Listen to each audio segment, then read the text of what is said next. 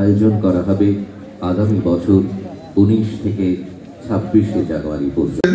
যে আমি আনন্দ মঠের সমস্ত রচনা আমি অধ্যয়ন করেছি, আমি অবাক হয়ে গেছি যে এত ইন্সপিরেশন আমাকেও জুগিয়েছে যে আমি এখনো পর্যন্ত শেষ করতে পারিনি। সে ক্লাস 12 এ পড়ে, কিন্তু অথচ সে আগে থেকেই আনন্দ মঠ রচনা সমগ্র সে পড়াশোনা পড়ে ফেলেছে। তো এটা দেখে আমি উদ্ভূত হয়েছি যে না, সত্যি আজকের দিনে যে ইন্টারনেট বা অন্যান্য জিনিস জানার পাশাপাশি আমাদের এই ভারতবর্ষের ইতিহাসকেও জানা একটা বিশেষ প্রয়োজনীয়তা। আমি স্টুডেন্টদের কাছে অনুরোধ করব, এই যে ভারতীয়ত্ববোধ, ন্যাশনালিজম, এটা আমাদের কাছে একটা সত্যি প্রেরণাদায়ক।